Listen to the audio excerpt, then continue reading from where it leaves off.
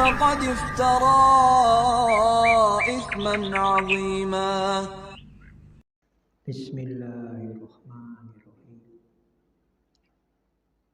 Assalamualaikum warahmatullahi wabarakatuh. Innal hamdalillah nahmaduhu wa nasta'inuhu wa nastaghfiruh wa na'udzu billahi min syururi anfusina wa sayyiati a'malina. Man yahdihillahu fala mudhillalah wa man yudlil fala hadiyalah. Asyhadu an la ilaha illallah wahdahu la syarikalah wa asyhadu anna Muhammadan abduhu wa rasuluh. Allahumma salli wa sallim wa barik ala sayyidina wa maulana Muhammadin wa ala alihi wa ashabihi wa man tabi'ahum bi ihsanin ila yaumiddin. Ya ayyuhalladzina amanu taqullaha haqqa tuqatih wa la tamutunna illa wa antum muslimun.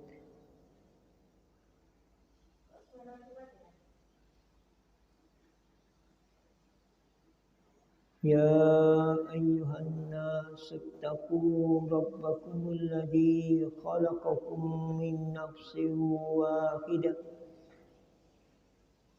وخلق منها زوجها وبث منهما رجالا كثيرا ونساء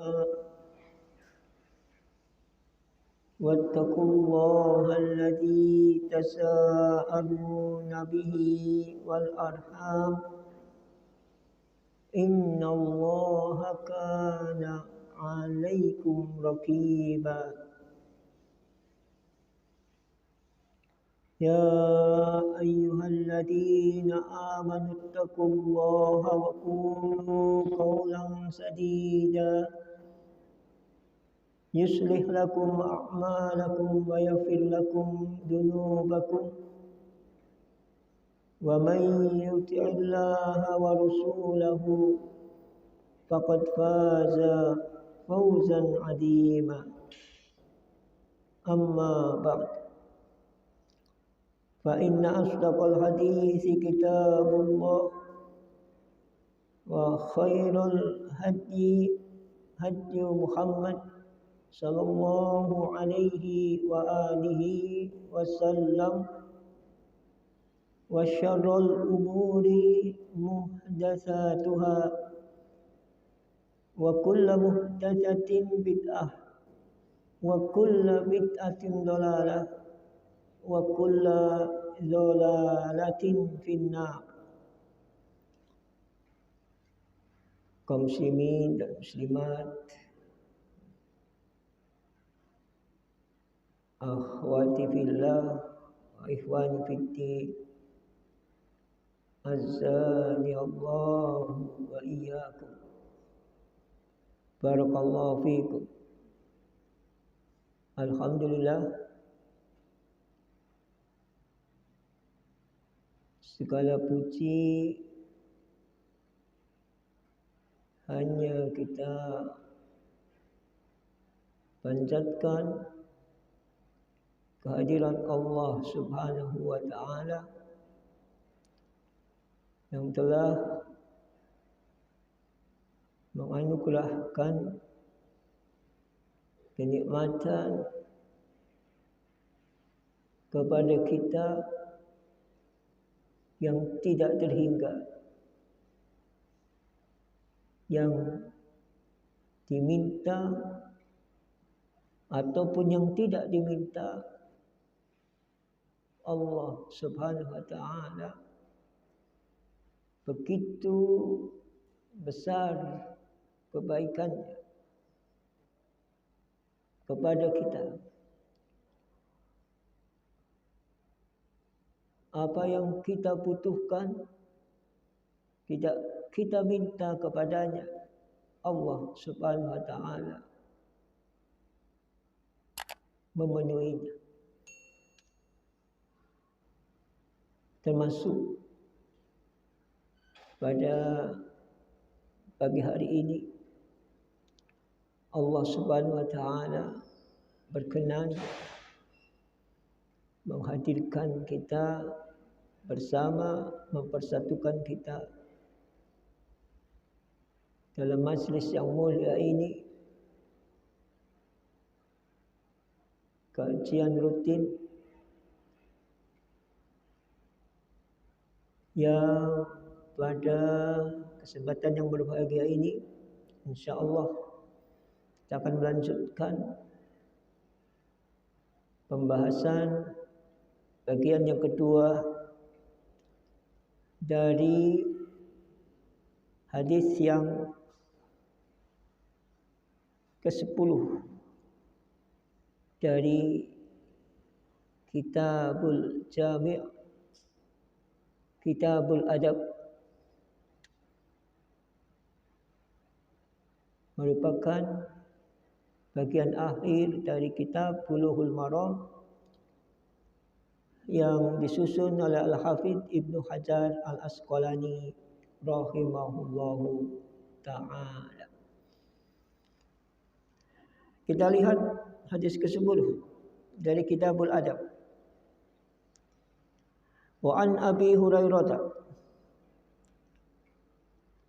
anin Nabi wa an Abi Hurairah radhiyallahu ta'ala anhu anin Nabi sallallahu alaihi wasallam qala idza atasa ahadukum falyaqul alhamdulillah wal yaqul lahu akhuhu yarhamukallah fa idza qala lahu yarhamukallah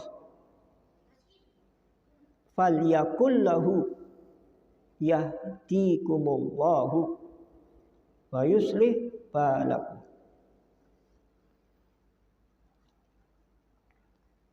Akhrajahul Bukhari. Dari sahabat yang mulia Abu Hurairah, semoga Allah Ta'ala meridainya, dari Nabi SAW, beliau bersabda, apabila salah seorang dari kalian bersin, maka ucapkanlah alhamdulillah.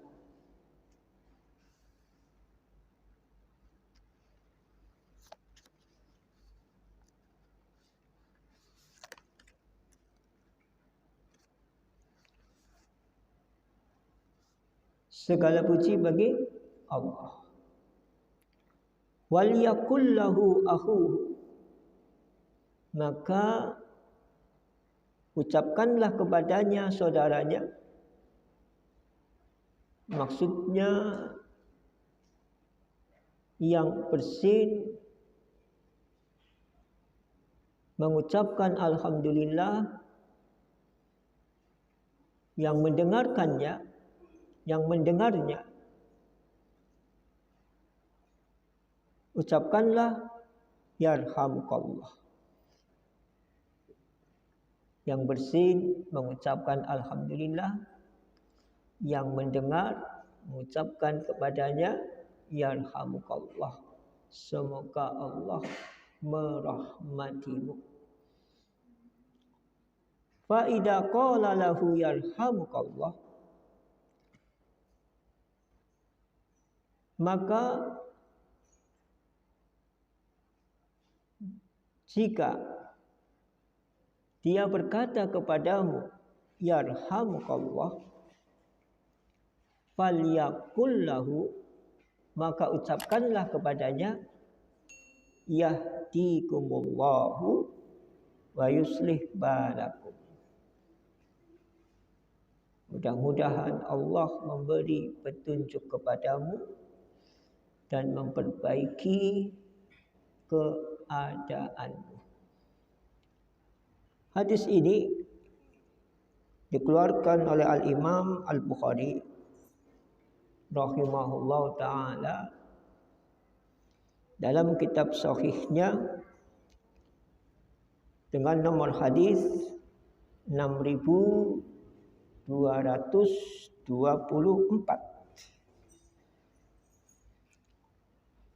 Dikeluarkan juga oleh Al-Imam Ahmad rahimahullah ta'ala dalam kitab Musnadnya jilid 2 halaman 353.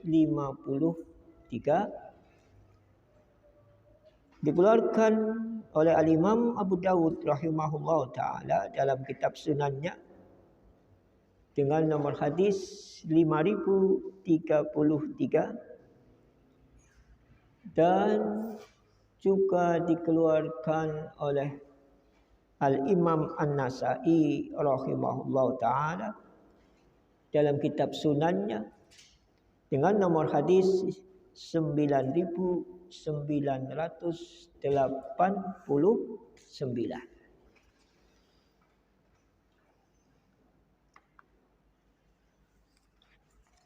Sebelum kita membahas lebih jauh, insyaallah ada baiknya kita mengenal ar-rawi minas sahabah, yang meriwayatkan dari kalangan sahabat. Siapa? Yaitu Abu Hurairah, semoga Allah meridhoinya. Kita akan mengetengahkan insyaallah sebagai teladan bagi kita bagaimana seorang anak yang berbakti kepada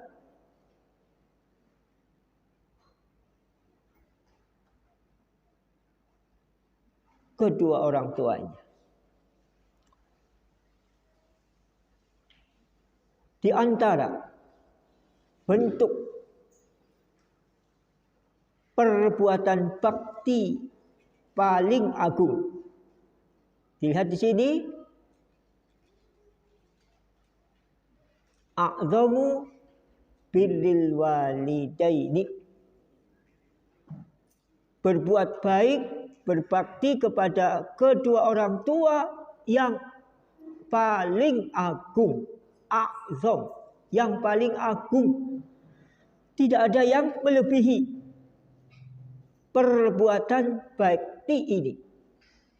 Karena perbuatan bakti kepada kedua orang tua yang dilakukan oleh seorang anak dalam hal ini adalah perbuatan bakti kepada kedua orang tua yang paling agung. Apa itu? Kita lihat.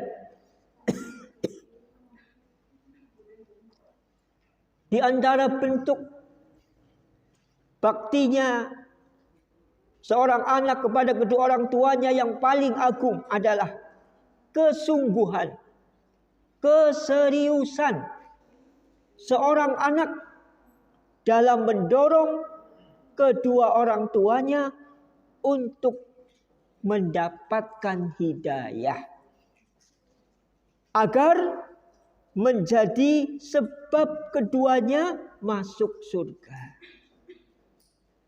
Kita berbuat baik kepada orang tuanya kita berbakti kepada kedua orang tua merupakan sebab masuk surga. Dan kita sebagai seorang anak berbuat bakti kepada kedua orang tua yang merupakan sebab kedua orang tua masuk surga. Masya Allah. Ini perbuatan bakti seorang anak kepada kedua orang tua yang paling agung. Bagaimana seorang anak itu sungguh-sungguh serius. Serius apa? Dalam mendorong kedua orang tuanya untuk mendapatkan hidayah. Dengan hidayah itu merupakan sebab orang tuanya masuk surga. Kita seorang anak berbuat bakti kepada kedua orang tuanya yang merupakan salah satu sebab yang paling utama seseorang masuk surga. Kita juga begitu. Sebagai seorang anak, bagaimana kita berbuat bakti kepada kedua orang tuanya yang menjadikan sebab kedua orang tua kita masuk surga. Perbuatan kita, perbuatan baik bakti kita kepada kedua orang tua menjadi sebab orang tua masuk surga. Ini dikatakan tadi merupakan baktinya seorang anak kepada kedua orang tua yang paling agung. Apakah ada hadiah yang paling besar daripada ini? Tidak ada. Hadiah paling berharga, hadiah paling besar seorang anak kepada kedua orang tua adalah sebab kedua orang tua mendapatkan hidayah, yang dengan sebab hidayah itu kedua orang tua kita masuk surga, dikumpulkan bersama di surga. Orang tuanya menjadi ahlul jannah, anaknya menjadi ahlul jannah. Tidak ada hadiah yang lebih besar daripada ini. Tidak ada hadiah yang lebih utama daripada ini.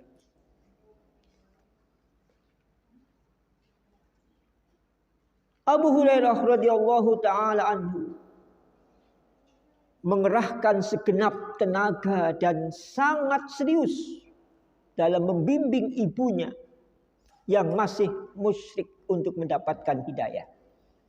Alhamdulillah, bapak ibu kita menjadi seorang muslim. Tapi bagaimana agar menjadi muslim yang lebih baik? Tidak hanya sekedar menjadi muslim, tapi bagaimana muslim yang paling baik akidahnya, paling benar akidahnya, paling benar ibadahnya, dan menjauhi hal-hal yang menyelisihi sunnah dan hal-hal yang menyelisihi akidah yang benar. Itu hendaknya menjadi upaya kita. Tidak puas melihat bapak ibu kita Islam, tapi bagaimana agar bapak ibu kita menjadi seorang muslim dan muslimah yang lebih baik keislamannya.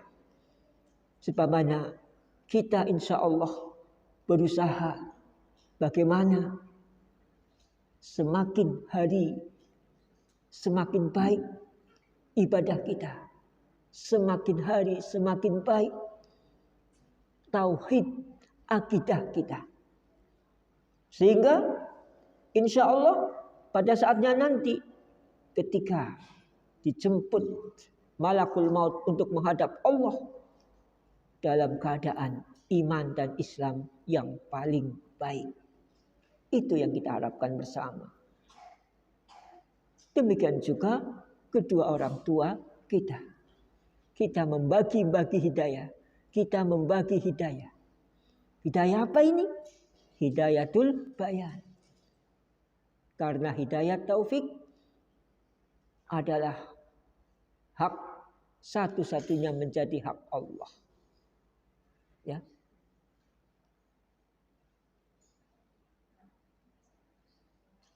Satu-satunya yang memberi hidayatul taufik adalah Allah Subhanahu wa taala.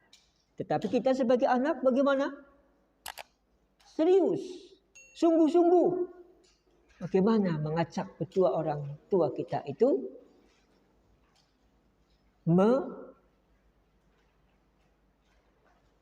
hidup bersama, menjalankan Islam ini dengan akidah yang benar dan ibadah yang benar. Kita lihat penuturan dari Abu Hurairah radhiyallahu taala anhu. Aku senantiasa mengajak ibundaku memeluk Islam pada saat dia masih musyrik. Suatu hari aku mengajaknya untuk memeluk Islam. Lalu dia memperdengarkan kepadaku sesuatu yang tidak aku suka tentang Rasulullah. Ya, ibunya masih musyrik sehingga mengatakan yang tidak pantas ditujukan kepada Rasulullah sallallahu alaihi wasallam. Kemudian aku datang kepada Rasulullah SAW dalam keadaan menangis. Jadi dalam konteks yang tepat, dalam hal yang tepat, itu tidak disebut cengeng laki-laki kalau menangis. Tidak kemudian dikatakan cengeng, laki-laki kok nangis, cengeng teman. Maka kita lihat dulu, kenapa seorang laki-laki kok sampai menangis? Sebagaimana yang dilakukan oleh Abu Hurairah radhiyallahu taala anhu. Aku berkata, wahai Rasulullah, sesungguhnya aku telah mengajak ibundaku memeluk Islam tapi dia menolak. Ya ini yang membuat Abu Hurairah menangis. Ibunya yang masih musyrik diajak untuk memeluk Islam tapi dia menolak. Akhirnya beliau Abu Hurairah mengadu kepada Rasulullah SAW dengan menangis, mengasihani ibunya yang pada saat itu masih menolak untuk masuk Islam. Hari ini aku kembali mengajaknya, tetapi dia malah memperdengarkan kepadaku sesuatu yang tidak aku suka tentang diri Anda, wahai Rasulullah. Berarti sebelumnya sudah mengajak, berganti hari, keesokan harinya diajaknya lagi ibunya untuk masuk Islam. Tetapi hari itu ibunya malah mengucapkan kata-kata yang tidak pantas ditujukan kepada khairul ibad, hamba yang paling baik, khairul anam, manusia terbaik, yaitu Rasulullah sallallahu alaihi wasallam. Sehingga dia menangis. Yang pertama menangis ibunya belum mau. Yang kedua ibunya mengucapkan kata-kata yang tidak pantas ditujukan kepada Rasulullah sallallahu alaihi wasallam. Mohonkanlah kepada Allah, wahai Rasulullah, agar Allah memberikan hidayah kepada ibunda Abu Hurairah. Mohon agar Rasulullah sallallahu alaihi wasallam mendoakan, ikut mendoakan Abu Hurairah sallallahu alaihi wasallam. Abu Hurairah radhiyallahu taala anhu juga mendoakan. Tapi Abu Hurairah radhiyallahu taala anhu mohon kepada Rasulullah agar ikut mendoakan. Lalu Rasulullah SAW berkata yang artinya, ya Allah, berilah petunjuk kepada ibu Abu Hurairah. Kemudian setelah itu Abu Hurairah keluar dengan sukacita karena doa Rasulullah SAW. Masya Allah, langsung dikabulkan doanya Rasulullah SAW. Ketika Abu Hurairah radhiyallahu taala anhu pulang, ibuku sudah berada di depan pintu. Tetapi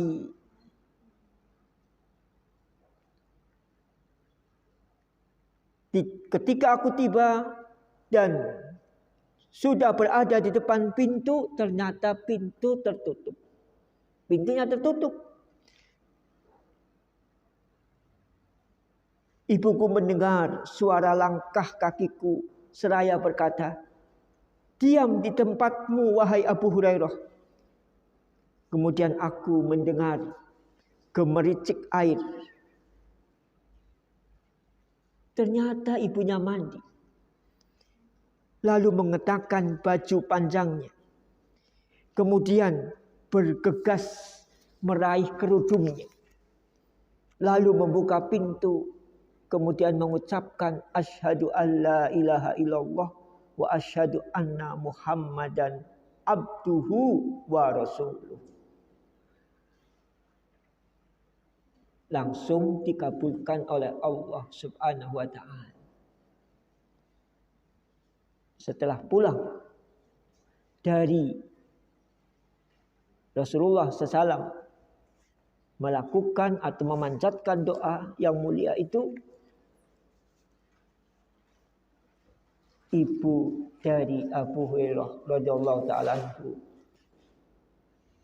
mengucapkan 2 kalimat syahadat. Demikianlah salah satu keutamaan, contoh teladan dari seorang sahabat yang mulia, bagaimana bukan hanya menginginkan, namun bersungguh-sungguh secara serius bagaimana berusaha agar ibunya masuk Islam. Dan alhamdulillah dengan kesungguhannya dan doa Rasulullah SAW, akhirnya ibu dari Abu Hurairah radhiyallahu taala anhu masuk Islam. Demikianlah salah satu keutamaan dari Abu Hurairah radhiyallahu taala anhu, bagaimana perbuatan baktinya kepada kedua orang tuanya, dalam hal ini ibunda tercintanya. Kemudian kita sampaikan bagaimana Allah Subhanahu wa taala mencintai bersin.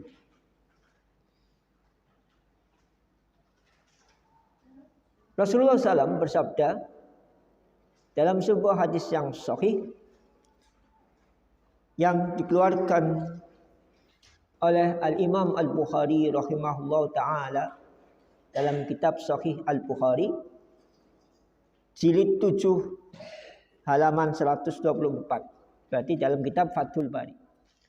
Dalam kitab Fathul Bari yang merupakan kitab penjelasan kitab Sahih Bukhari, hadis yang mulia ini ada dalam kitab Fathul Bari jilid 7 halaman 124. Nabi SAW bersabda, "Innallaha yuhibbul utasa wa yakrahut tasauba. Fa idza atasa fahamidallaha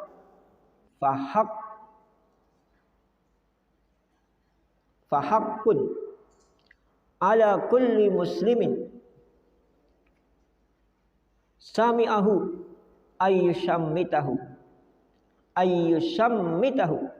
wa ammat tasaubu fa innama huwa minasyaitani fal yaruddahu mastata'a fa idza qalaha dhahika minhu syaitan. Innallaha yuhibbul utasa. Sesungguhnya Allah mencintai bersin. Wa yakrahut tasauba, dan membenci menguap, angob. Mencintai bersin, membenci angob, menguap. Fa idza atasa, apabila bersin, salah seorang bersin, fahamidallah, lalu memuji Allah, fahaqqun ala kulli muslimin, maka setiap muslim yang mendengarnya ayyushammitahu, untuk mendoakannya dengan mengatakan, dengan mengucapkan yarhamukallah. Itu tentang bersin. Wa ammat tasaubu, adapun menguap, angob itu, fa innama huwa minasyaiton, sesungguhnya perbuatan ini hanya dari setan. Bersin disukai Allah,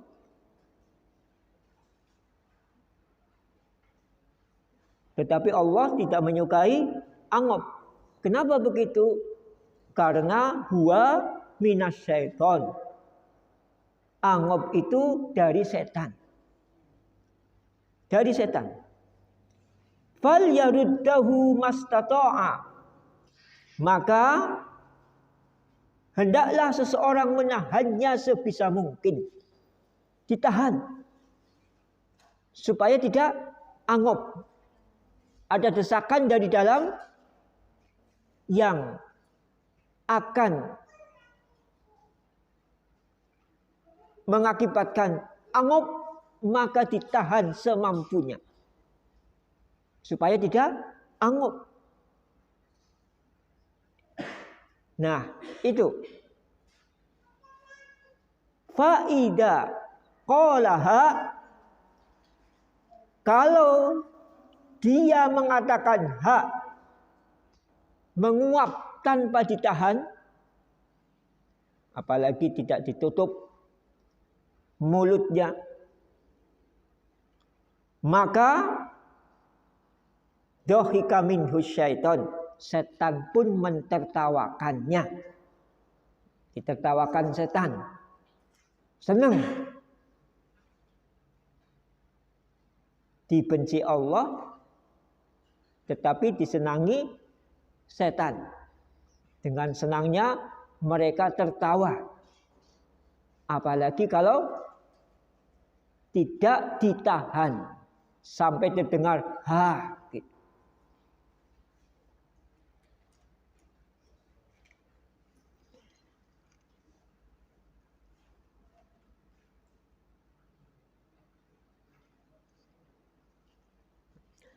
Kita lihat kenapa bersin itu disenangi, kenapa bersin itu dicintai, kenapa menguap atau angop itu dibenci oleh Allah.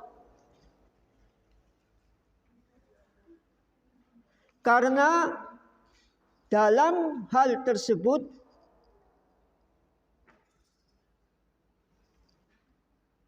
tertuju kepada penyebab dari keduanya.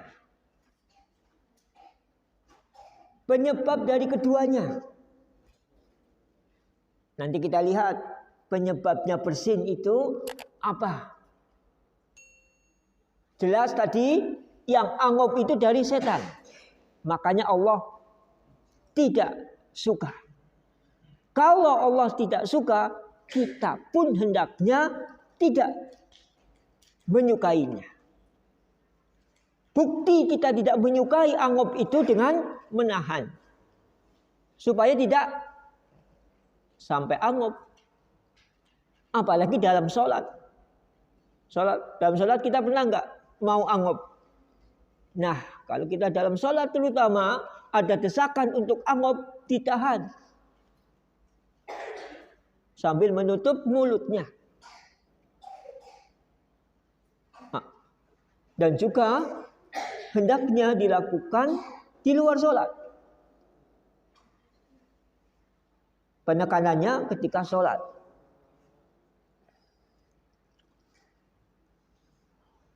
Bersin merupakan hentakan saraf yang mendorong organ tubuh lainnya untuk giat dan aktif. Ini penyebabnya. Seorang bersin itu, efek positif dari bersin itu adalah mendorong organ tubuh yang lainnya untuk aktif dan giat. Berbeda dengan menguap. Coba kita rasakan bagaimana kalau kita menguap. Tambah giat apa tambah males? Tambah males. Ya enggak? Apalagi angopnya tidak satu kali. Apalagi enggak ditahan angopnya itu. Sedangkan giat dan aktif itu bagian dari sikap mental yang baik, sikap mental yang tinggi, mentalitas yang tinggi. Secara kejiwaan maupun secara fisik. Bagaimana yang kita rasakan?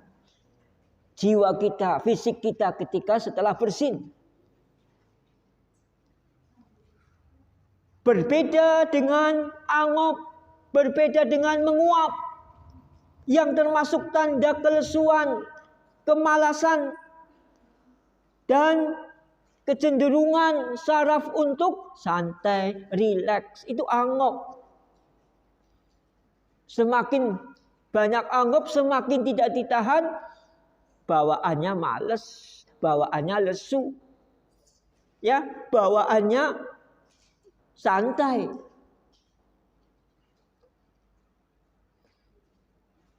Di samping merupakan upaya setan untuk menghindarkan jiwa manusia dari hal-hal yang dapat mengarahkannya pada hal yang aktif dan produktif. Setan kan tidak ingin kita itu aktif, kita itu produktif. Setan itu ingin kita itu santai, malas. Bawaannya malas, bawaannya lesu. Itu setan. Inginnya begitu. Bagaimana upaya setan agar seseorang itu malas, lesu, pengennya santai? Itu dengan angop. Dengan banyak menguap. Makanya kan tadi sudah disebutkan fal yaruddahu maka tahan. Mastata'a semampu kita. Kalau perlu tidak keluar. Tidak jadi keluar angop itu. Karena kita tahan sekuat mungkin. Insya Allah kita mampu untuk menahan tidak menguap.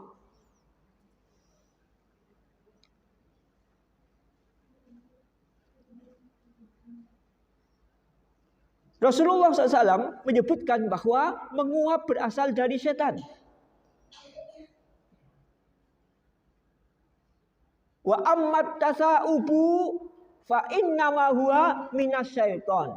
Rasulullah SAW menyatakan bahwa menguap itu dari setan. Artinya menguap itu perbuatan yang disenangi setan. Perbuatan yang disenangi setan. Ya. Jadi kalau kita anggap itu ingat fa innama huwa minasyaiton. Anggap itu dari setan. Anggap itu disenangi oleh setan. Sehingga kita tahan agar tidak melakukan hal-hal yang disenangi setan. Nah, hal-hal yang salah satu hal yang disenangi setan itu adalah menguap. Makanya fal yaruddahu mastata'a. Maka kita tahan semampu kita. Insya Allah kita akan mampu untuk menahan tidak angop. Walaupun itu ngantuk. Kalau ngantuk memang ngantuk. Kan ada yang anggap orang ngantuk orang apa keanggap baik. Tidak ngantuk, tidak apa kok menguap. Lah ini ya. Kita perlu waspada.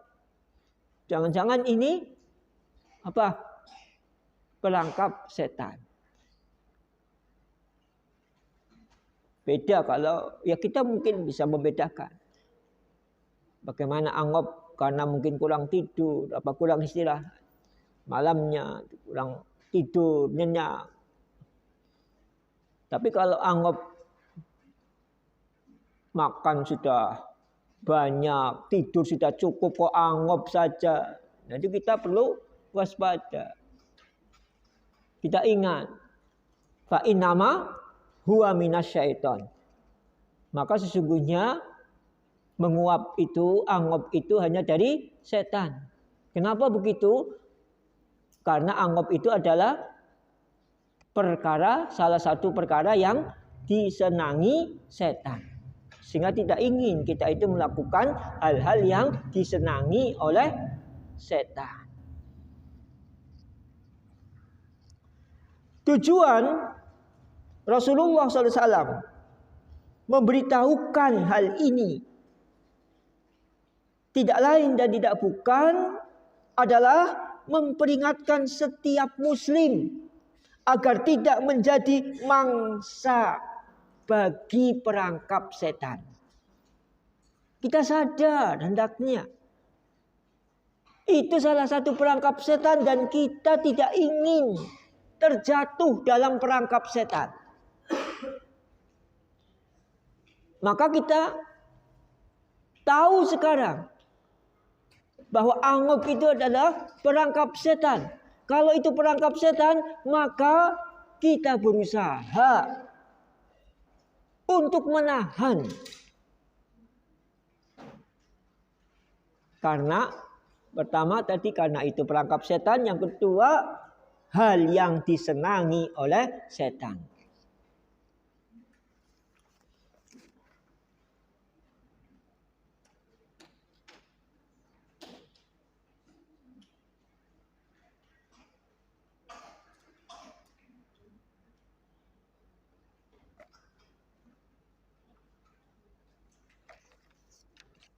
Itulah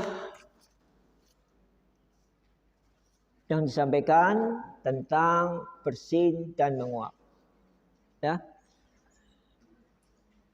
Kemudian masuk pada pembahasan yang kedua adalah adab dalam bersin. Bagaimana kita berhias dengan adab ketika bersin. Yang pertama, meletakkan tangan atau baju ke mulut ketika bersin. Jadi menutup mulut dengan tangan atau baju ketika bersin.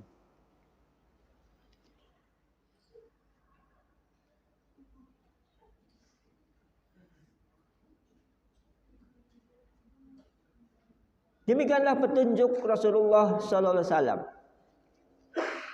Disampaikan oleh Abu Hurairah radhiyallahu taala anhu. Kana ida atosa wa do'a yadahu aw thawbahu ala fihi wa khafadha biha sautahu. Ini ada dua adab dalam satu hadis. Yang pertama, kana ida atosa, jika Rasulullah SAW bersin, wa do'a yadahu aw thawbahu ala fihi, beliau meletakkan tangannya atau bajunya ala fihi, ke mulut, menutupi mulut dengan tangan atau baju. Yang kedua, wa khafadha biha sautahu, dan mengecilkan suaranya. Tidak wajib. Sebetulnya bisa dikecilkan tapi sengaja dikeraskan. Apalagi gak ditutup mulutnya. Yang pertama, mengecilkan suaranya. Kemudian yang kedua, meletakkan bajunya atau tangannya pada mulutnya. Hadis ini sahih, dikeluarkan oleh Al-Imam At-Tirmidzi, Al-Imam Abu Dawud, dan Al-Imam Al-Hakim rahimahumullahu ta'ala, dan disahihkan oleh Al-Hakim, Az-Zahabi, dan Al-Albani rahimahumullahu ta'ala dalam Sahih Sunan Abi Dawud dengan nomor hadis 4207. Hikmahnya adalah, kenapa sih kok kalau kita bersin ditutup mulutnya dengan baju atau tangan? Kadangkala orang yang bersin mengeluarkan air liur dari mulut. Ya kan? Air liur dari mulut, dan air liur itu bisa menjadi media penularan. Media virus ikut keluar, bakteri ikut keluar. Kan kita tidak tahu kita itu sesungguhnya dalam diri kita itu ada benda asing atau tidak. Maka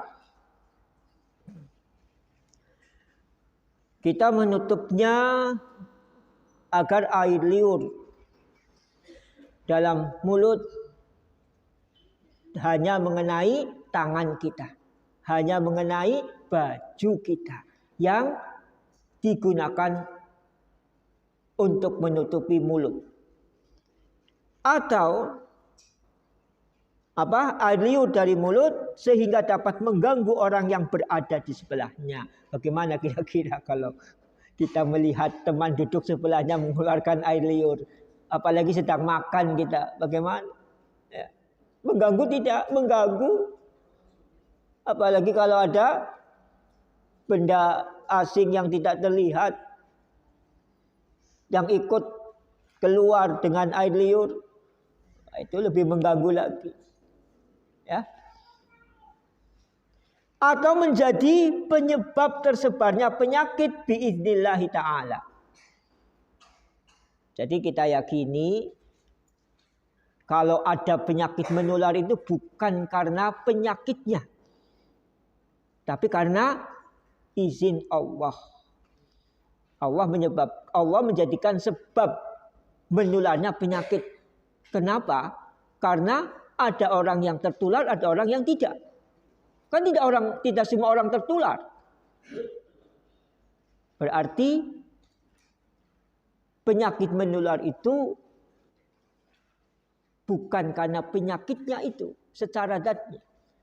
Tetapi kalau orang kemudian sakit, itu biiznillahi ta'ala. Itu sebab saja. Sebab menularnya penyakit. Bukan menjadi penentu orang itu sakit. Karena buktinya ada yang tertular, ada yang tidak.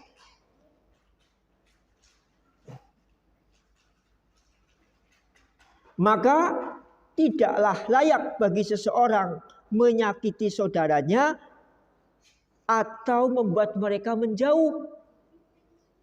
Dan ini kayak kue ya, lah pindah bewis lah. Masa seperti itu, ada ini, ada itu keluar dari mulut. Tidak nyaman. Teman duduk sebelahnya itu tidak nyaman. Sehingga pindah. Ini kan kita tidak menginginkan itu. Sesungguhnya sebaik-baik petunjuk adalah petunjuk Rasulullah Sallallahu Alaihi Wasallam. Fa inna khairal huda hudan nabiyyi Sallallahu Alaihi Wasallam. Nah, sebaik-baik petunjuk adalah petunjuk Rasulullah SAW. Makanya sekalipun kita tidak tahu apa sih hikmahnya, para sahabat tanya enggak ketika itu, wahai Rasulullah, mengapa panjenengan menutup mulutnya dengan tangan atau baju ketika panjenengan wudu, ketika panjenengan bersin? Tanya enggak sahabat? Tidak tanya. Rasulullah melakukan itu, maka para sahabat juga melakukan. Karena mereka yakin sebaik-baik petunjuk adalah petunjuk Rasulullah SAW. Termasuk bagaimana ketika seseorang itu bersin. Ternyata kemudian dunia medis membuktikan, menambah keyakinan. Ternyata orang kalau bersin banyak mudaratnya kalau kemudian tidak menutup mulutnya. Minimalnya mengganggu pandangan. Minimalnya tidak membuat nyaman, mengurangi kenyamanan tempat duduknya. Kemudian yang kedua, mengecilkan suara ketika bersin. Tadi sudah disebutkan hadisnya, wal yahfad sautahu, fal yahfad sautahu, dan mengecilkan suaranya, tidak mengeraskan suaranya ketika bersin, apalagi dengan sengaja. Kalau memang tidak sengaja karena memang desakannya begitu kuat dari dalam, ya insya Allah dimaafkan. Kalau sengaja, ya kan kadang-kadang desakannya terlalu besar sehingga suaranya tinggi, suaranya keras. Insya Allah tidak mengapa. Tapi yang hendaknya kita hindari adalah sengaja mengeraskan suara ketika bersin. Petunjuknya wal yahfad sautahu, dan kecilkanlah, rendahkanlah suaranya. Kemudian yang ketiga, kita juga akan mengungkap kenapa sih ya dibalik ucapan alhamdulillah ketika bersin. Memang tadi disebutkan para sahabat ketika Rasulullah SAW mengatakan falyakul alhamdulillah, maka ucapkan alhamdulillah. Gak ada tuh sahabat yang tanya, kenapa sih Rasulullah kita bersin mengucapkan alhamdulillah? Tapi kita yang pada hidup pada akhir zaman ini, alhamdulillah mengetahui dibalik hikmah kenapa seorang muslim kalau bersin itu mengucapkan alhamdulillah. Sebagian ahli kedokteran menyebutkan bahwa bersin mungkin menjadi sebab yang membahayakan manusia. Ini terbukti ini. Tetapi kalau kita bersin kok masih selamat? Alhamdulillah. Ya Allah ya Rabbi, kita berapa ribu kali seumur kita hidup kita itu bersin. Tetapi ada orang yang bersin tidak selamat, menyebabkan kematiannya ketika bersin. Nah kita kok hidup sampai hari ini, padahal kita sudah berapa ribu kali bersin. Maka ketika kita bersin, mengucapkan alhamdulillah, kita ingat berapa orang yang dengan bersin itu menjadi sebab kematiannya. Ya kan? Kita hari ini berapa ribu kali kita bersin. Ya? Diparingi selamat kita itu. Ada apa yang dengan sebab bersin itu orang meninggal? Ada. Ini akan disebutkan di sini. Yakni dengan bersin yang mendadak tersebut. Bersin mendadak apa enggak? Mendadak kan? Mendadak, refleks itu. Apa kita rencana? Sebagaimana kita merencanakan mau makan, mau pergi, mau jalan. Enggak ada, saya mau bersin. Enggak ada. Bersin itu adalah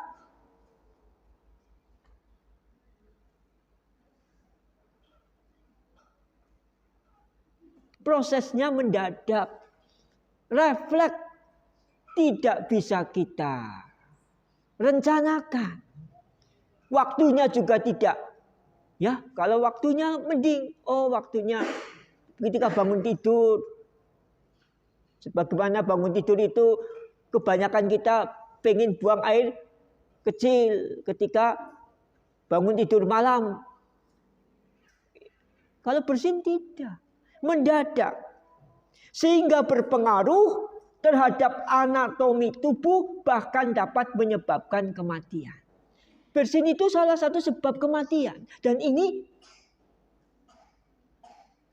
terbukti dalam dunia kedokteran. Loh, kalau ada orang bersin kok masih hidup, selamat, diparingi hidup, itu karunia tersendiri.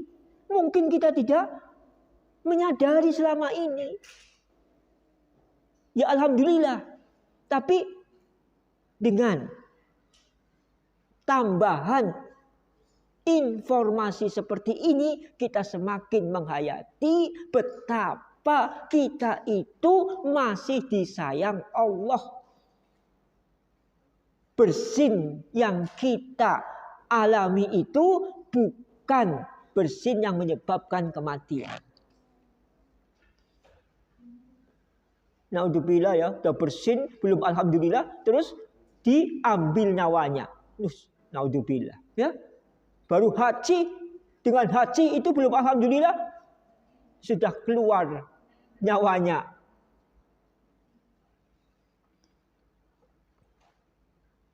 Seorang dokter Amerika telah masuk Islam beberapa tahun yang lalu. Ini buku As-Sunanul Mansiyah.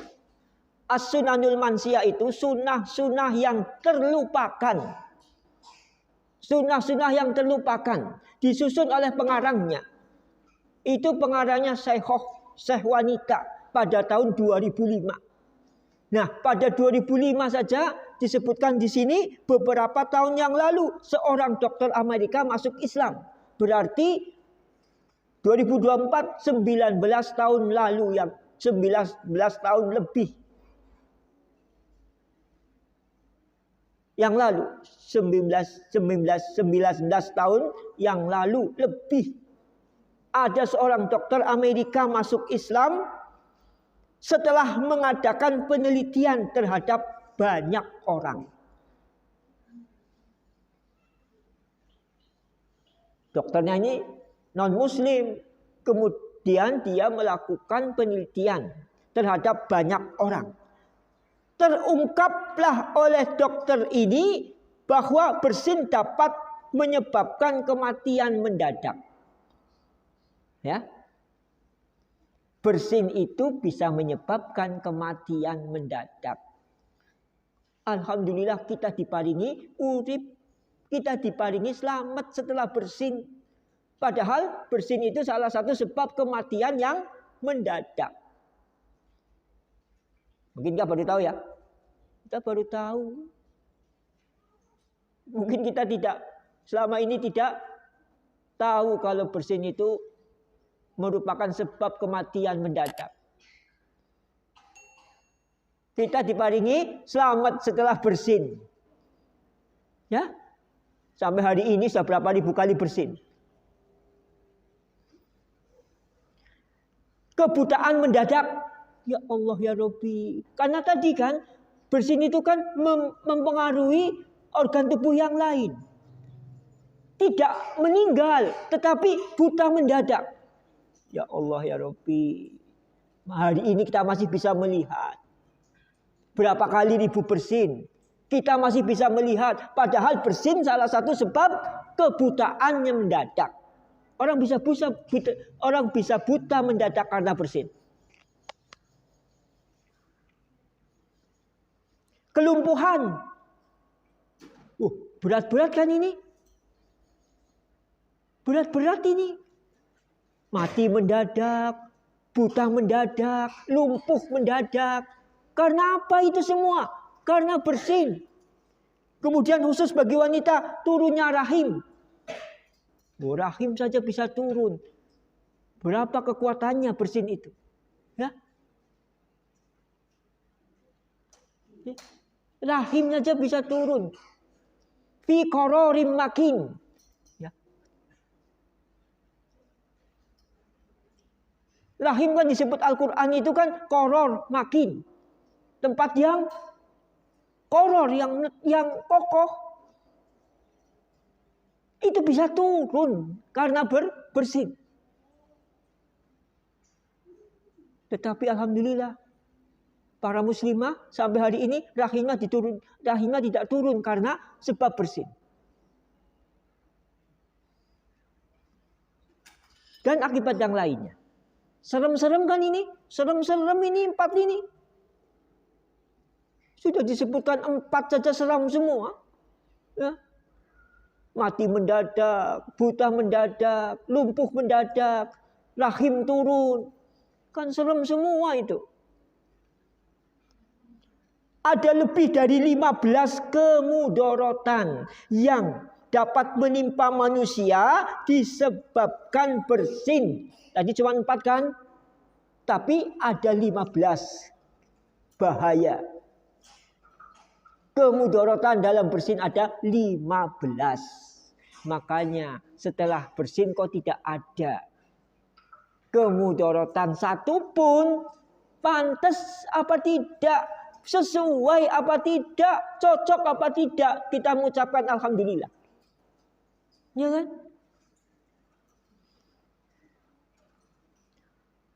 Akhirnya dokter itu pun mengetahui bahwa karena itulah kaum muslimin memuji Robnya, kemudian dia masuk Islam. Ya kan? Padahal orang muslim tidak tahu. Hanya mengikuti petunjuk Rasulullah. Falyakul alhamdulillah. Tetapi setelah diselidiki, dilakukan penelitian, ada 15 kemudorotan, 15 bahaya bersin. Sehingga kalau setelah bersin selamat. Pantas saja orang muslim memuji Allah, memuji Rabbnya yang telah menyelamatkan dari 15 kemudorotan yang bisa dialami oleh seseorang ketika dia bersin. 15 kemudorotan. Tadi disampaikan 4 serem semua. Kemudian majalah Al-Akhbar yang terbit di Kairo telah memberitakan bahwa pada akhir tahun 90-an, kitab ini disusun tahun 2005, dikabarkan dalam majalah Al-Akhbar itu pada akhir tahun 90-an, 1990, seorang wanita tua terjatuh dan meninggal setelah bersin mendadak. Nah ini kan buktinya. Bersin dapat menjadi sebab mati mendadak. Kematian mendadak, seorang yang tua terjatuh, kemudian bersin langsung meninggal. Terbukti. Bersin dapat menyebabkan seseorang meninggal secara mendadak.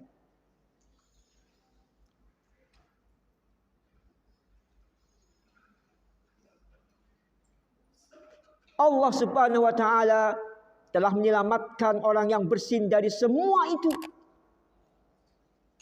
Ya.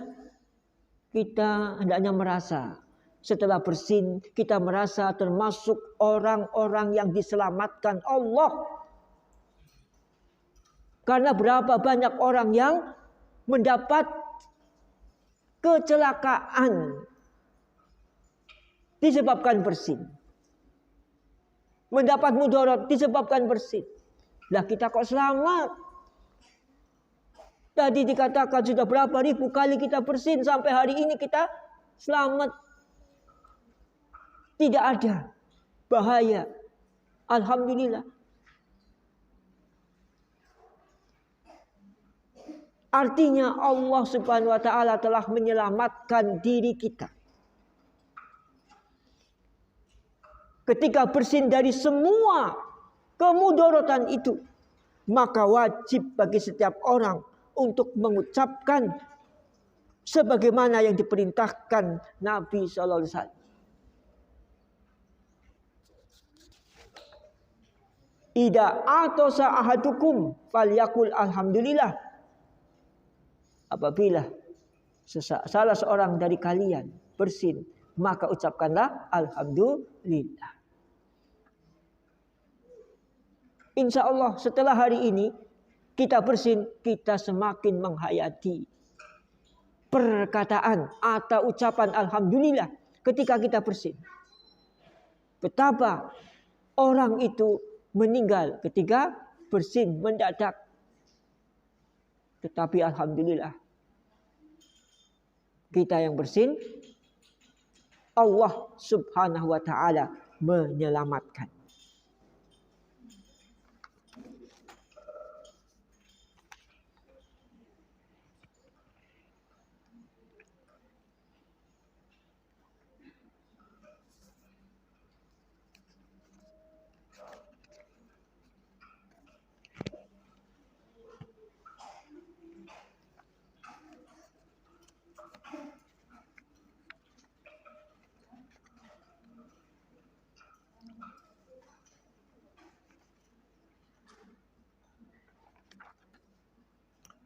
Orang yang bersin sebenarnya telah mendapatkan nikmat dari Allah Subhanahu wa taala.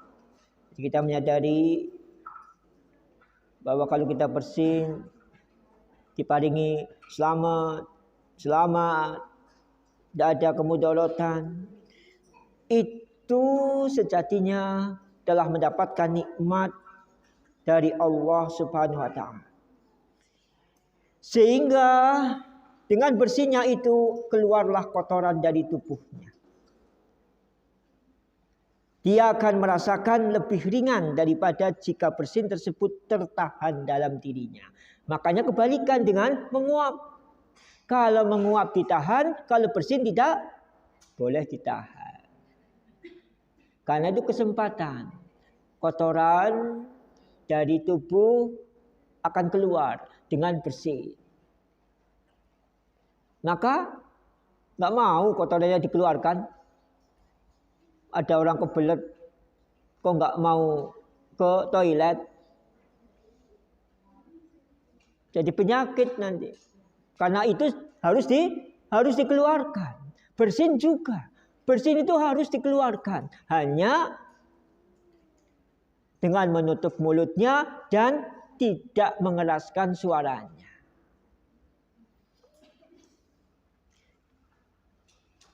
Bahkan sebagian orang menyatakan bahwasanya bersin menunjukkan sehatnya seseorang. Walaupun bisa jadi karena gejala flu. Tapi kalau normal saja frekuensinya atau jumlah bersinnya, ya itu menunjukkan sehatnya seseorang. Maka kalau sehari kita tidak bersin, ya akan terjadi akumulasi penumpukan kotoran dalam tubuh kita. Tapi kalau kita diparingi bersin mungkin sehari 1 kali 2 kali, bukan gejala flu, ya kita makin bersyukur. Tidak dengan upaya eksternal, upaya dari luar supaya kotoran itu keluar, otomatis keluar. Tidak kita paksakan dari luar maupun dari dalam. Itu makanya kemudian ada pelajaran tadi, kalau angop itu ditahan, kalau bersin tidak ditahan.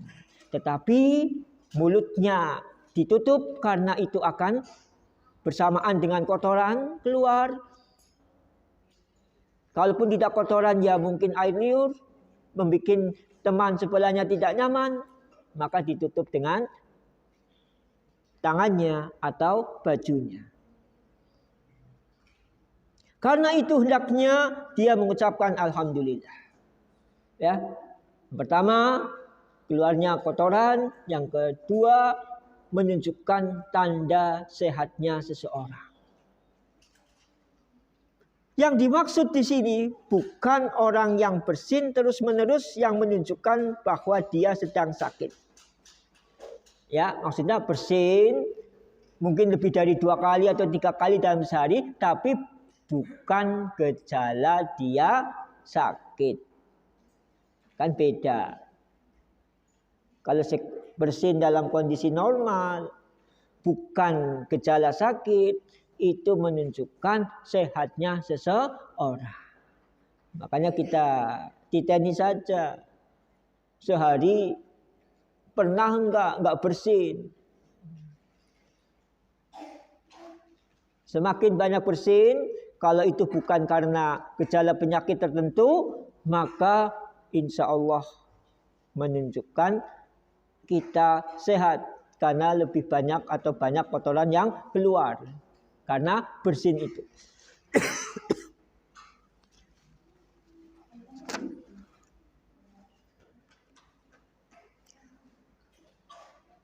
Bersin yang bukan merupakan gejala penyakit tertentu adalah nikmat yang menunjukkan tubuhnya sehat.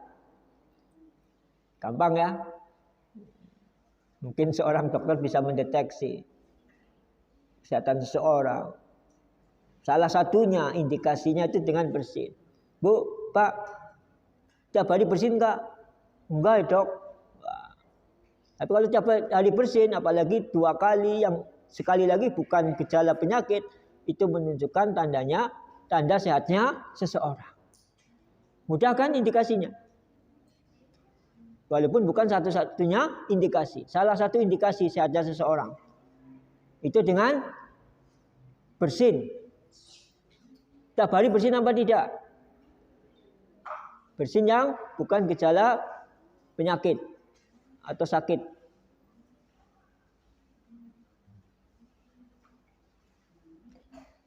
Menunjukkan tubuhnya sehat sehingga keluar dari tubuhnya bersin tersebut sehingga dia mengucapkan alhamdulillah. Banyak kotoran, kemudian kita dengan bersin itu alhamdulillah masih bisa menghirup udara segar, berarti kita masih hidup. Kenapa begitu? Ada yang mati mendadak, ada yang buta mendadak, ada yang lumpuh mendadak. Begitu. Hal ini juga merupakan peringatan bagi kita. Peringatan bagi kita, kalau sekedar bersin saja kita dianjurkan untuk memuji Allah atas nikmat itu dengan mengucapkan alhamdulillah, bagaimana lagi dengan nikmat yang lain?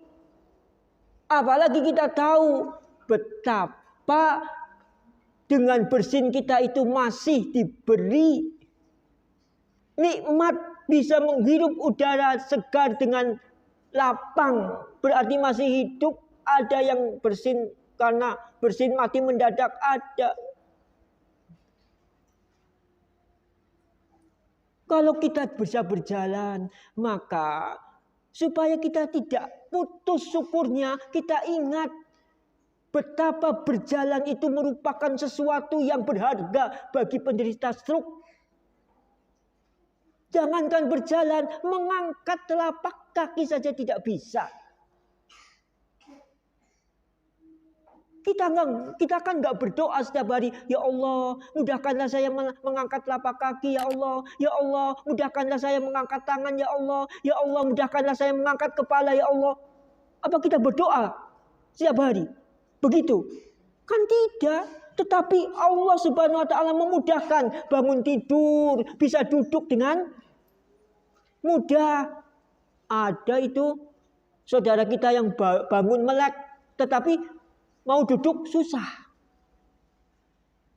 Kita ingat enggak? Kalau kita bisa duduk, kalau kita bisa berjalan, kalau kita bisa menelan makanan, kita ingat enggak? Saudara-saudara kita yang sesuatu yang kita itu mudah dilakukan, mereka kesulitan untuk melakukannya. Ya Allah ya Rabbi.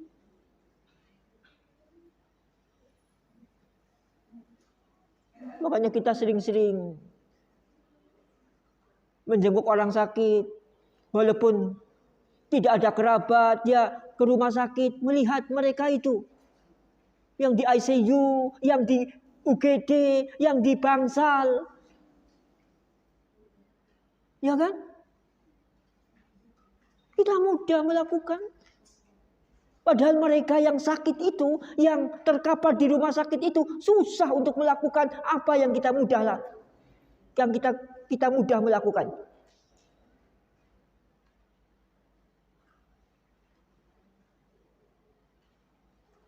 Minum, bisa mengangkat gelas, ada yang tidak bisa mengangkat gelas. Sudah bisa mengangkat gelas, bisa memasukkan ke mulut, ada yang tidak bisa memasukkan ke mulut, padahal sudah di tangan. Tangannya sudah gemetar begini.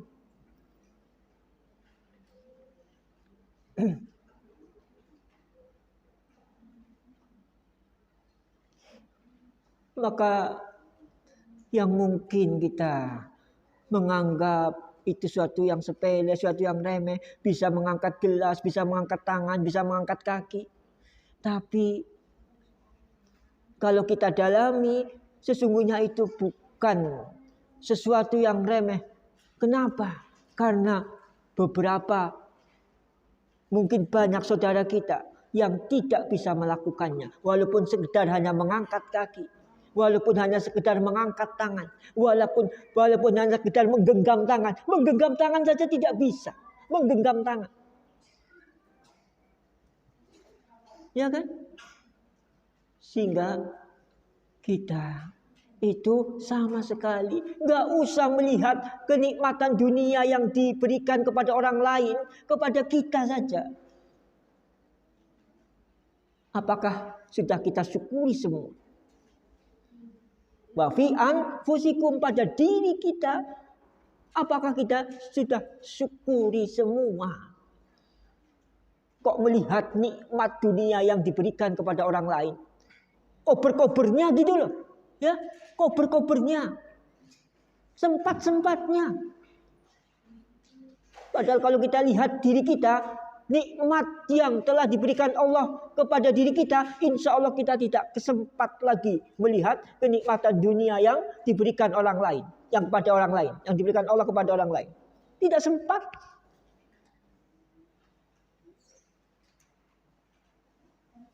Ya, apa saja bisa diabsen, hidung, mata, pendengaran, apalagi organ dalam, berapa organnya.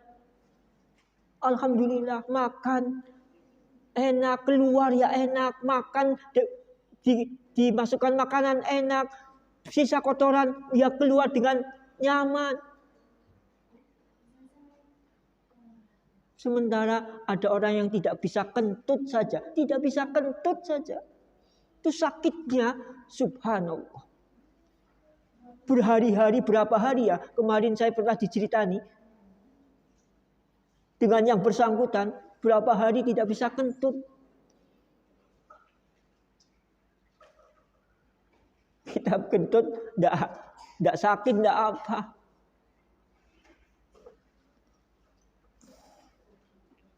Karena itu, saudara-saudara yang saya cintai karena Allah, mudah-mudahan Allah mencintai kita, hendaknya kita sering memuji Allah.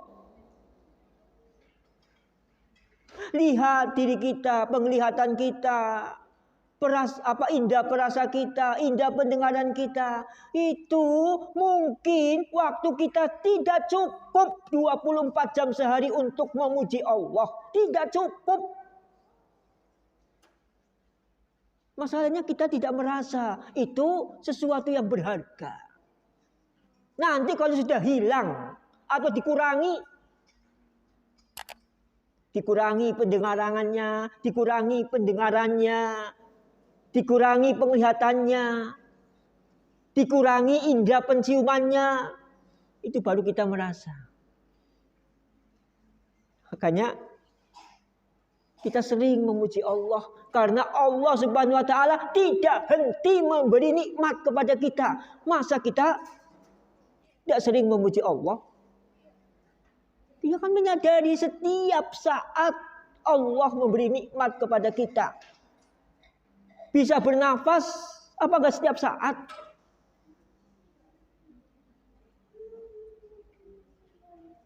Dengan bantuan oksigen teknis itu habis berapa? Kita nggak bayar. Kita sadari nggak itu? Betapa orang susah untuk bernapas. Kita dengan mudah, nggak terasa. Masuk udara, keluar udara nggak terasa. Ya kan? Ketika kita mengucapkan Alhamdulillah. Pada saat zikir setelah sholat.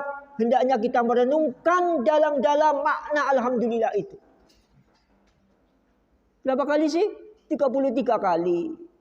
Kalau sibuk, nggak sempat, ada sesuatu mungkin ada kesempitan waktu, ada udzur sakit misalnya duduk lama-lama, nggak tahan 11 kali. Subhanallah 11 kali, Alhamdulillah 11 kali, Allah Akbar 11 kali. Tidak 33 kali. Tapi tidak kita tinggalkan. Dan kita resapi. Alhamdulillah itu maknanya apa? Subhanallah itu maknanya apa? Allahu Akbar.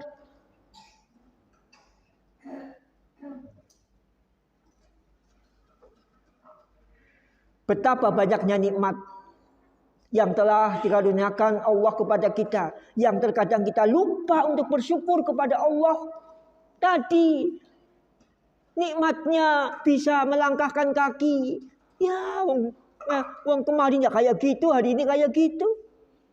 Tapi kita tidak menghayati betapa susahnya mengangkat kaki bagi saudara kita yang terkena asam urat, apa rematik, apa stroke. Kita menyadari enggak? Kita ingat enggak bahwa itu adalah kenikmat Allah yang mungkin tidak dirasakan oleh sebagian saudara kita. Bisa makan nasi, padahal jadi nasi itu berapa prosesnya? Apa prosesnya sederhana? Jadinya nasi itu kita tidak usah menunggu proses nanamnya, manennya, pasca panennya. Nah itu.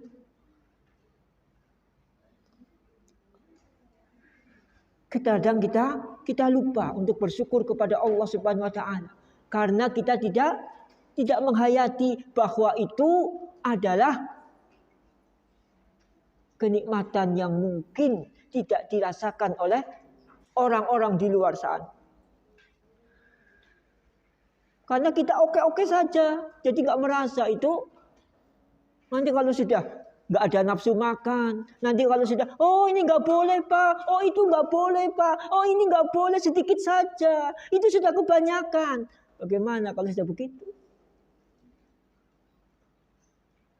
Minum dijatah, makan dijatah, nggak boleh banyak. Bagaimana? Kita sementara ini nggak ada yang larang.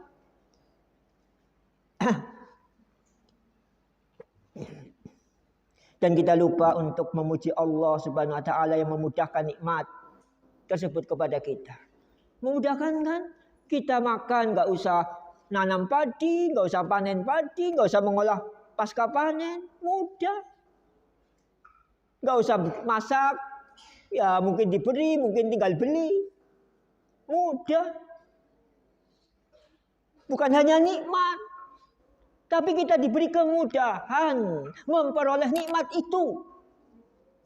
Betapa banyak orang yang tidak mudah untuk mendapatkan nikmat yang mudah kita dapatkan itu. Tidak semudah yang kita dapatkan, yang dialami oleh sebagian saudara kita.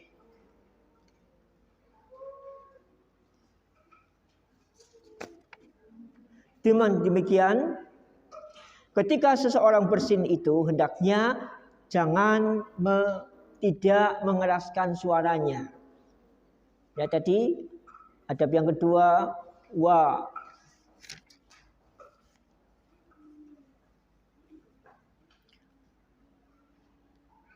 ghadza biha sautahu, dalam lafaz yang lain, wa ghadza biha sautahu, dan tidak mengeraskan suaranya, merendahkan suaranya, kecuali kalau tidak disengaja atau memang desakannya begitu kuat dari dalam sehingga bersinnya menimbulkan suara. Kalau bisa kita tahan, jangan sampai yang ditahan itu bukan bersinnya, tetapi suaranya yang keras, itu yang ditahan. Kalau bersinnya tidak ditahan. Yang ditahan itu supaya tidak keras suaranya. Berbeda dengan menguap. Menguap itu malah diperintahkan untuk ditahan. Supaya setan tidak senang karena kita menahan menguap.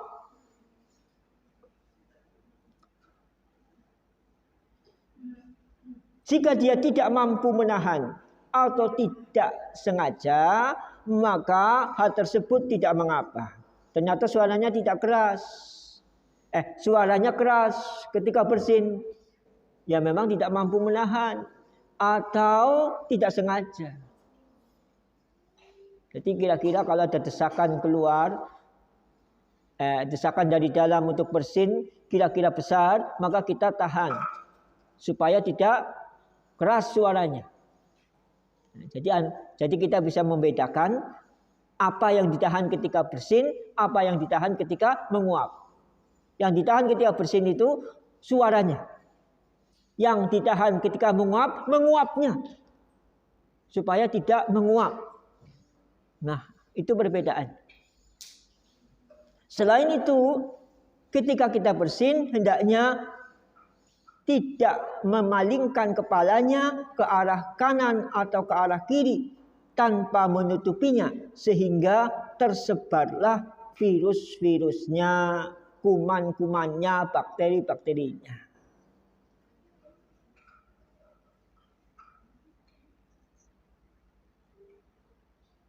Tidak memalingkan ke kanan atau ke kiri, yang diperintahkan adalah menutup.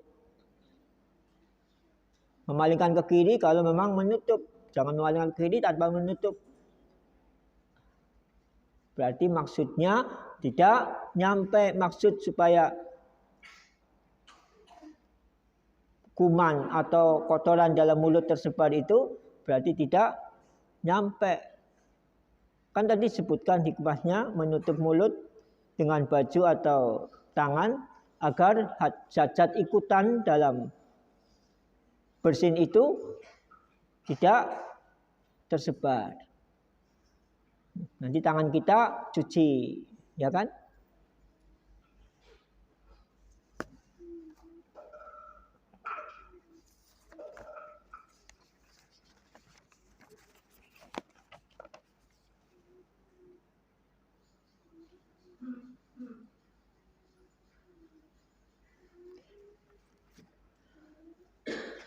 Kemudian hukum mengucapkan alhamdulillah.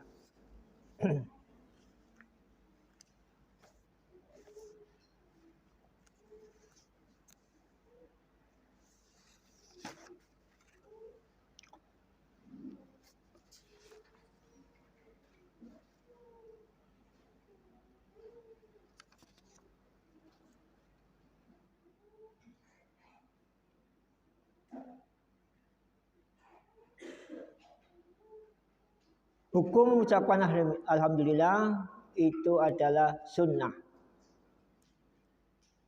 Memang betul bahwa secara eksplisit perintah dalam hadis tersebut berarti wajib. Fal yakul alhamdulillah. Ya kan, dalam hadis tadi kan disebut fal yakul. Fal yakul. Bukan fal yakul. Kalau fal yakul itu makanlah. Fal yakul alhamdulillah. Maka ucapkanlah alhamdulillah. Fal yakul ini al-amru. Al-aslu fil amri al-wujub. Asalnya perintah itu adalah wajib. Tetapi tidak pernah dinyatakan oleh seorang ulama pun dalam hal ini. Artinya tidak ada seorang ulama pun yang mengatakan wajib mengucapkan alhamdulillah ketika bersin. Itu disebutkan dalam Tawdihul Ahkam yang merupakan kitab syarah atau penjelasan kitab Bulughul Maram. Jadi walaupun dalam lafaz hadis tersebut fal yakul alhamdulillah, maka ucapkan alhamdulillah, ini perintah, tetapi tidak ada seorang ulama pun yang mengatakan hukum mengucapkan alhamdulillah ketika seorang bersin itu adalah wajib. Nah, inilah salah satu pentingnya kita belajar hadis dengan bimbingan ulama. Jadi tidak setiap yang datang dalam perintah itu wajib. Maka kita lihat korinahnya. Kita lihat penjelasan yang mengiringinya. Riwayat yang lain bagaimana, penjelasan ulama bagaimana. Kemudian juga disebutkan oleh Al-Alamah Ibnu Baz rahimahullah ta'ala dalam kitab penjelasan kitab Al-Jami, orang yang bersin disunahkan mengucapkan alhamdulillah. Berarti hukumnya sunnah walaupun datang dalam bentuk perintah. Mana lafadznya? Fal yakul alhamdulillah. Maka ucapkanlah alhamdulillah. Tapi dalam hal ini walaupun datang dalam bentuk perintah, hukumnya bukan wajib tetapi sunnah. Tadi sudah disebutkan dalam Tawdihul Ahkam, bahkan disebutkan tidak ada seorang ulama pun yang mewajibkannya. Dan juga diperkuat oleh keterangan dari Syekh bin Baz rahimahullah ta'ala, disunahkan orang yang bersin membaca atau mengucapkan alhamdulillah. Jadi kita tahu alhamdulillah bahwa status hukum orang yang bersin mengucapkan alhamdulillah adalah merupakan perkara mustahab, yang perkara sunnah, bukan wajib secara hukum fikihnya. Nah, kemudian yang selanjutnya adalah ketika kita sholat kita bersin bagaimana? Tadi kan dalam kondisi normal. Ketika kita sholat kemudian kita bersin bagaimana? Jika seseorang bersin dalam sholat, maka disunahkan baginya untuk tetap memuji Allah, mengucapkan alhamdulillah.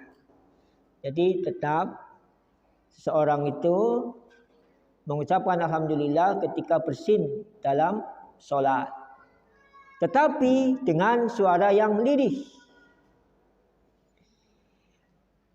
Bagi orang lain yang sedang sholat, yang mendengarnya tidak boleh menjawab dengan yarhamukallah.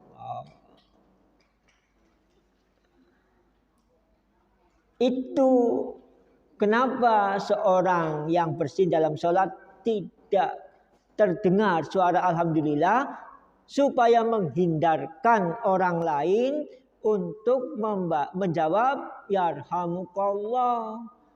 Sama-sama sholat Yang satu bersin alhamdulillah, yang di sebelah kirinya yang mendengarkan yarhamukallah. Kira-kira yang batal mana? Yang mengucapkan alhamdulillah apa batal semua? Apa yang mendengarkan yarhamukallah? Yang batal yang mengucapkan yarhamukallah. Makanya kemudian yang bersin ketika sholat itu membaca alhamdulillah cukup terdengar telinganya sendiri. Dikira-kira yang kiri dan kanan tidak mendengarnya. Takutnya mereka yang mendengarnya itu menjawab yarhamukallah dengan ucapan alhamdulillah yang kita ucapkan ketika bersin dalam sholat. Karena dalam sholat dilarang berbicara dengan orang lain. Dan dalam ucapan yarhamukallah itu bentuk mengajak berbicara dengan orang lain. Yarhamukallah bentuk zikir bukan? Bentuk zikir bukan? Bentuk zikir. Tapi sebagai respon dari pembicaraan orang lain maka batal sholatnya. Alhamdulillah zikir bukan? Zikir, tapi bukan respon dari pembicaraan dengan orang lain ketika bersin dalam sholat. Makanya tidak batal. Yang batal yang mengucapkan yarhamukallah. Karena itu adalah bentuk mengajak berbicara dengan orang lain.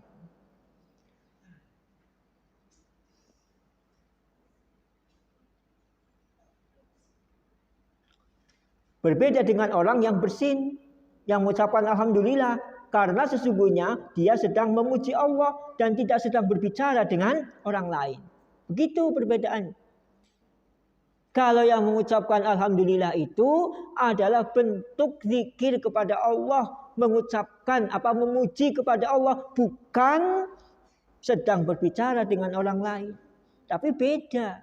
Yang mengucapkan yarhamukallah itu berarti mengajak bicara dengan orang lain karena respon atau jawaban dari alhamdulillah. Dalam sebuah riwayat disebutkan ada dua paling tidak dari dua orang sahabat, dari Muawiyah bin Hakam radhiyallahu ta'ala anhu dan juga dari Rifa'ah. Kita lihat dari riwayat Muawiyah bin Hakam. Dari Muawiyah bin Al-Hakam As-Sulami.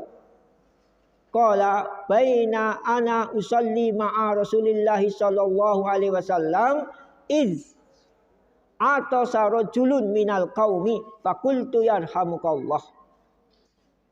Faromanil qaumu bi absarihim faqultu wa thukla ummiyah ma sya'nukum tanduruna ilayya. Faja'alu yadribuna bi aidihim ala afkhadihim. Falamma ra'aituhum yusammitunani lakinni sakat.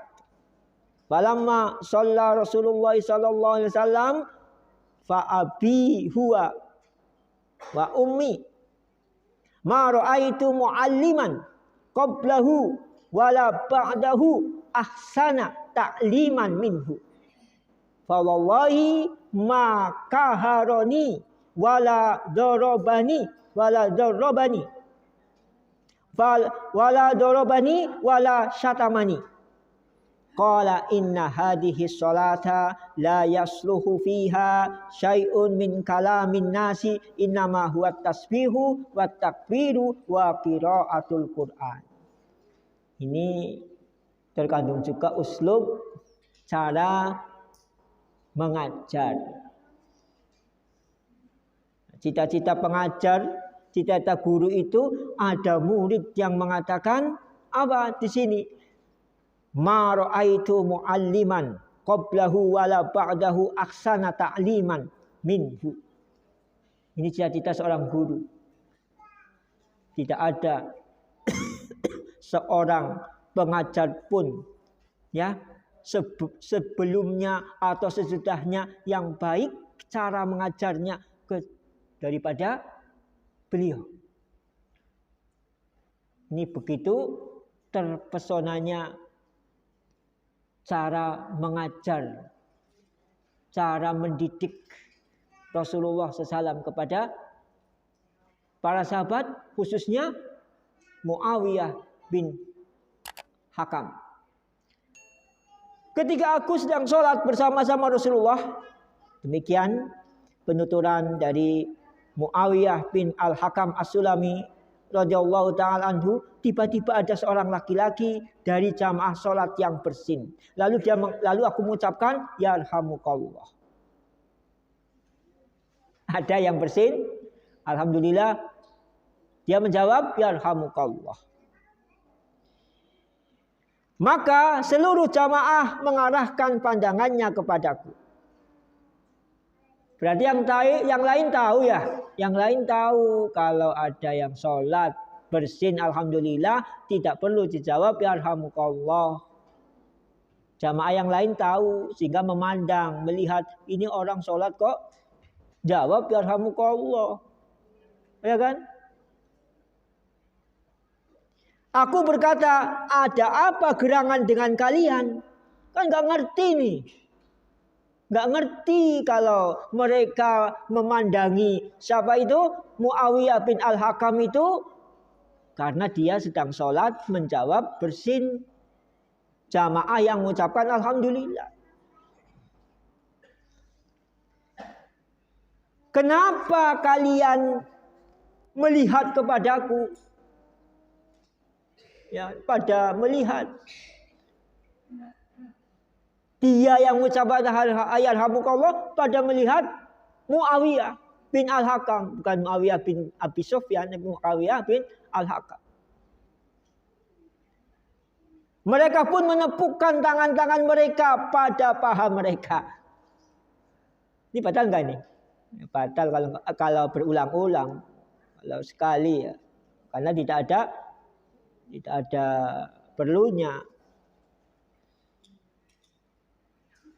Kalau berjalan ada perlunya, walaupun lebih dari 3 langkah ya tidak membatalkan.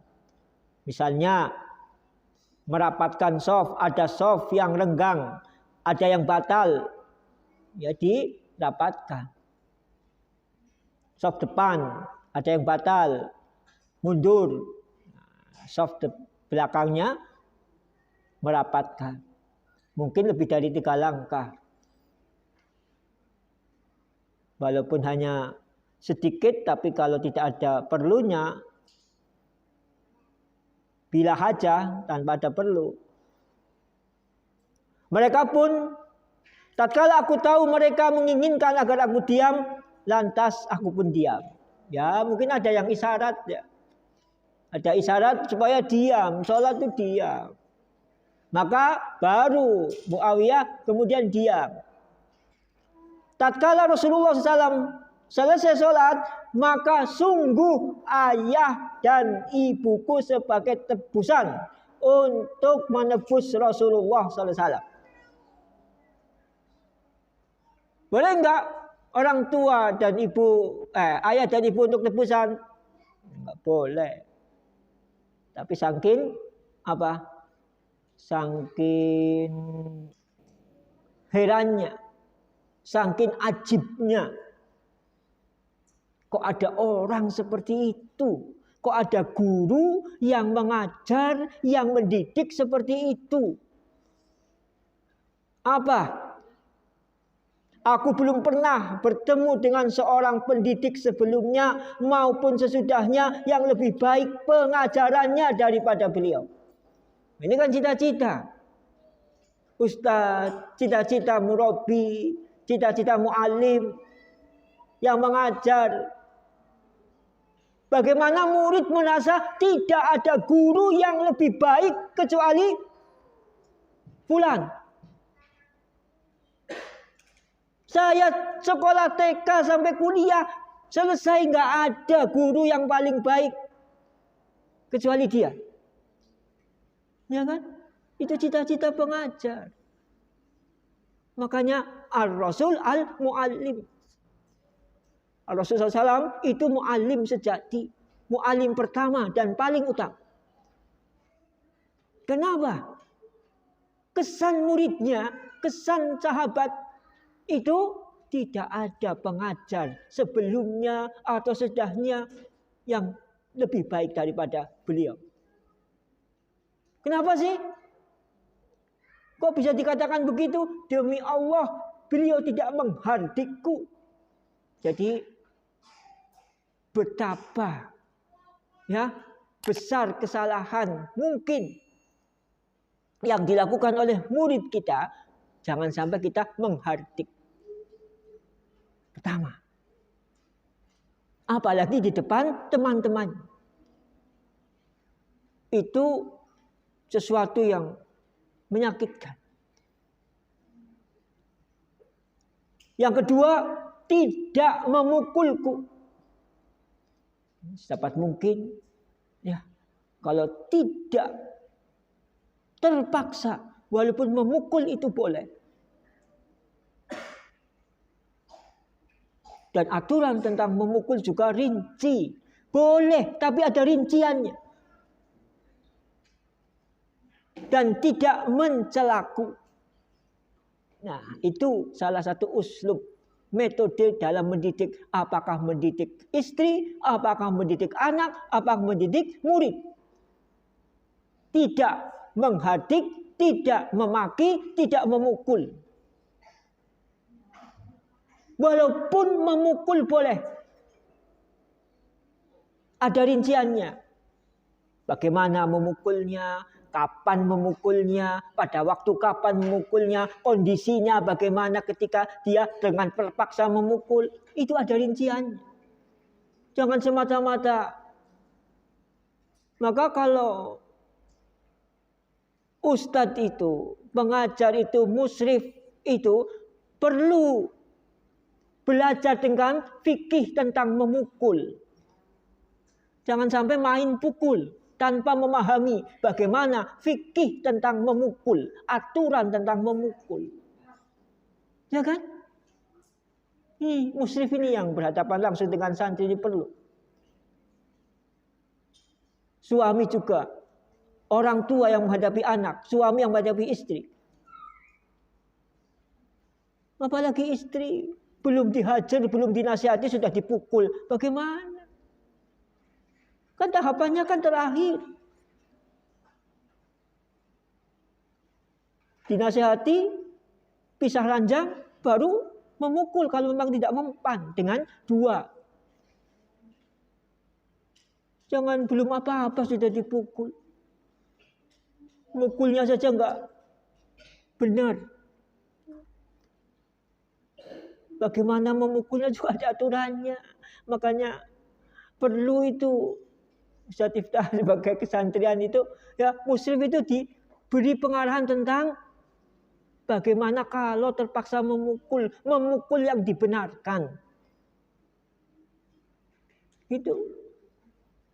Jadi memang tidak mengharamkan sama sekali, tidak, tapi ada rinciannya, ada tafsirnya. Itu bagaimana agar santri itu punya kenangan. Tidak ada yang lebih baik yang mendidik saya selama ini. Tidak menghardik, tidak memaki, tidak memukul.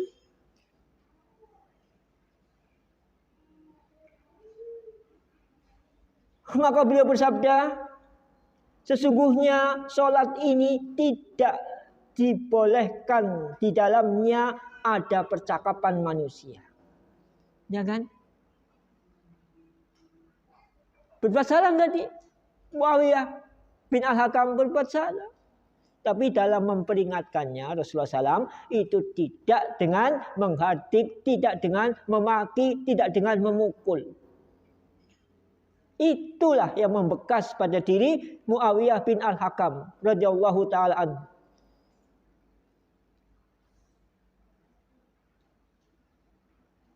Karena sholat itu hanyalah tasbih, takbir, dan membaca Al-Quran. Jadi tidak terkandung di dalamnya, tidak dibolehkan di dalamnya percakapan manusia. Dan mengatakan yarhamukallah bagi atau sebagai jawaban orang yang bersin dalam sholat mengucapkan alhamdulillah, itu tidak dibolehkan. Hadis yang mulia ini menunjukkan bahwa Rasulullah SAW tidaklah menegur sahabat yang bersin dan memuji Allah dalam sholat, tetapi yang ditegur adalah sahabat Muawiyah bin Al-Hakam As-Sulami radhiyallahu ta'ala anhu yang menjawab dengan mengucapkan yarhamukallah. Berarti yang salah siapa? Yang salah yang menjawab yarhamukallah dalam sholat. Yang mengucapkan alhamdulillah ketika bersin dalam sholat tidak disalahkan. Hadis ini sahih diriwayatkan oleh Al-Imam Muslim rahimahullah ta'ala dalam kitab sahihnya dengan nomor hadis 537. Demikianlah yang bisa sampaikan. Insyaallah kita akan lanjutkan pada kajian yang diadakan insyaallah bulan depan.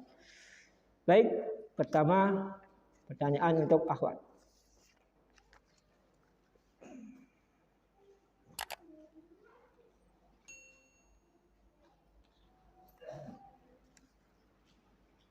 Sebutkan paling tidak 2 hikmah dalam bersin.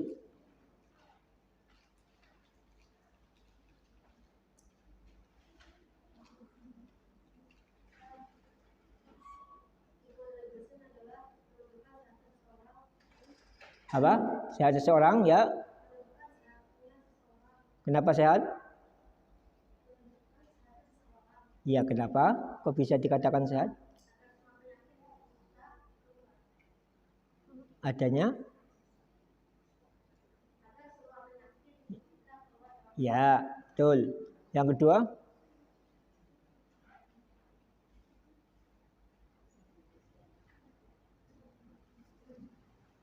Yang kedua apa? Keluarnya kotoran. Yang kedua? Ya. Yang kedua apa?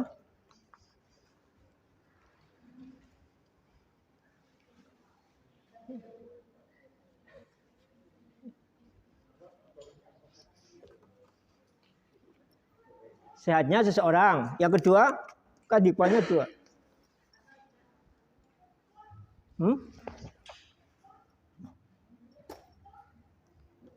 Apa yang kedua?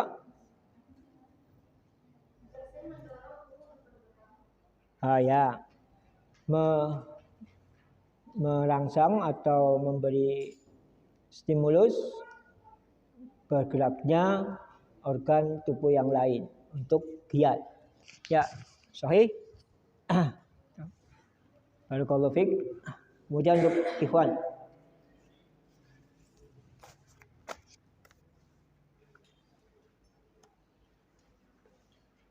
Kenapa menguap merupakan hal yang dibenci oleh Allah Subhanahu wa taala?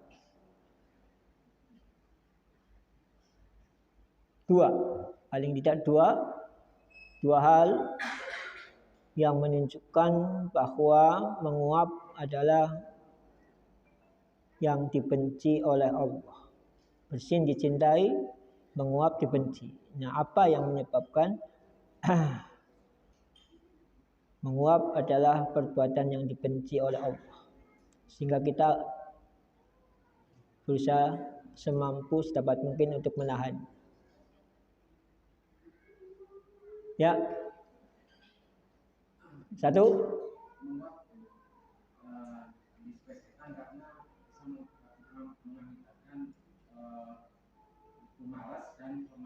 Yang kedua,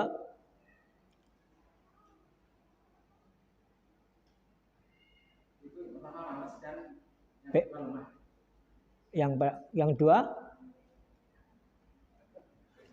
yang pertama menyebabkan malas, yang kedua ya disukai setan. Yang pertama menyebabkan malas, santai, lesu.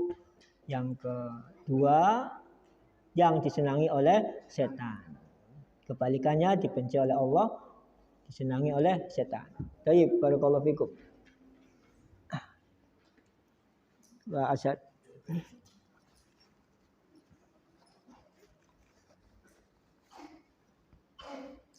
Jazakumullah atas perhatiannya, jazakumullah khairan atas perhatiannya, lebih dan kurangnya alafu minkum.